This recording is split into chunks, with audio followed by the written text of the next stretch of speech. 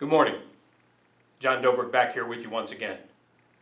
Today what I would like to talk about is a common misstep that the average salesperson takes with a customer over the course of their road to a sale. This misstep, in fact, I believe will create a mini deal as often, if not more frequently, than the customer who comes in and negotiates a mini deal. Let that sink in. I believe this misstep will create a mini deal more frequently than the customer who comes in and just flat out negotiates a mini deal. There's actually 3 missteps, and today I want to spend time with I believe is the most common misstep. You just presented figures to a customer. Customer looks at the figures, looks back up at you, and then asks, "Is that the best you can do?" Let's talk about the psychology of that question first. What do most salespeople hear?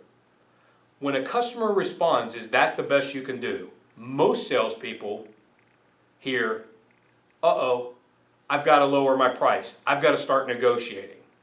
When in reality, the psychology of the question states this: "Is that the best you can do?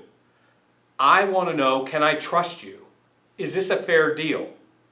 You see, how you respond to that ultimately leads, more times than not, to 2 outcomes, and neither one of them are very good. The first one is you generate a mini deal. Is that the best you can do? I might respond with something like, "What did you have in mind? What were you hoping to accomplish today?" See, by responding that way, you're assuredly creating a mini deal or no deal. You'll spend the next 30 minutes going back and forth with the desk, ultimately to try to get close to that customer's number. And see, this all could have been avoided by simply staying clear of, what did you hope to accomplish today? The other thing that it does when you respond this way, you create a shopper more times than not. Why? Because the customer inherently hears this: "Is that the best you can do? What were you hoping to accomplish today, Mr. and Mrs. Customer? What did you have in mind?" See, the customer will look at that saying, "Wait a minute, you started me here, and now I'm not buying at this, and you're already negotiating." See, credibility is out the window. This is how the best possible outcome, a mini deal, is generated more times than not, by simply how we respond to that question. So let's examine a technique that we can use that will provide us a greater likelihood of success.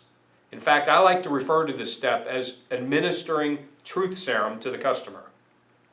Customer, just respond to me. Is that the best you can do? The first thing I want to do is acknowledge it. "Look, Mr. and Mrs. Customer, I understand that question. If I were sitting where you are, I'd probably ask the exact same thing," right? That's acknowledging the question. It's not running from it. It's not repeating it. It's acknowledging it. So once again, I understand that question. If I were sitting where you are, I'd probably ask the exact same thing. I think we can both agree at the end of the day, I'm going to turn my worksheet over. On the back of my worksheet, I have the equipment listed on that vehicle, the equipment that mattered most to the customer. And I'm going to point to that equipment. So I understand that question, Mr. and Mrs. Customer. If I were sitting where you are, I might ask the exact same thing. I think we can both agree at the end of the day, it's really this equipment that we select that's going to have the biggest impact over here. For example, do you recall when we first met today? We not only looked at the LTZ, but we also looked at the certified version of that same vehicle. Now that would have some impact here. But look, folks, I know you love the vehicle. I see the look on your face. You'll drive out of here, 10 minutes after you get it home, you're going to have it posted where? And they'll start laughing because they know they're going to have it on Facebook or Instagram or something. And then you can turn to them and ask this question or respond this way.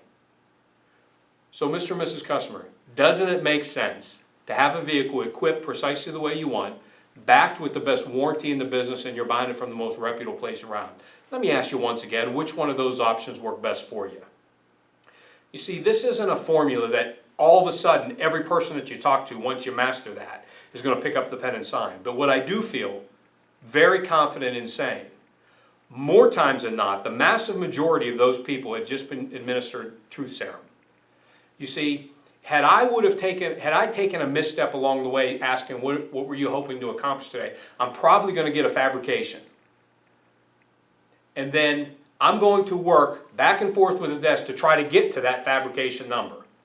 Instead, I'm forcing the customer to make the first move. Let's do it one more time. John, is that the best you can do? Look, I understand that question. If I were sitting where you are, I'd probably ask the same thing. I think we can both agree at the end of the day, turn the page over, it's really the equipment that we select that's going to have the biggest impact here. For example, do you recall when we first met, we not only looked at this vehicle, we also looked at the certified version of that vehicle.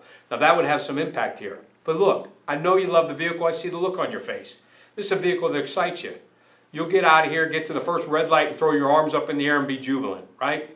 Feels great and you deserve it. So doesn't it make sense to have a vehicle equipped precisely the way you want, backed with the best warranty in the business, and you're buying it from the most reputable place around? Let me ask you folks once again, which one of those options work best? You see, I just effectively said yes to the customer. Is that the best you can do? I said yes without saying yes. Because when I started in the business, that's what I was taught to do. Some of you may be wondering, I'm going to just say yes. What I found happens at yes more times than not is the customer looks at the paper, folds it in half, and starts walking away. Okay, well, let us sleep on it. And I'm chasing them, talking to the back of their head, saying, folks, we're never going to let a couple $100 stand in the way. Come on, let's sit back down and let's figure this out, right? And I'm going to go through something like that. See, yes to me, when you respond by just saying yes, it almost sounds finality. Take it, leave it, take it or leave it, right?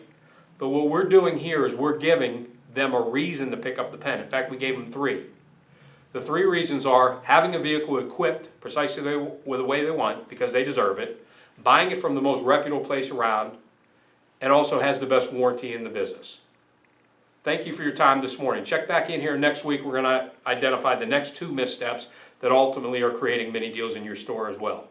Have a great day.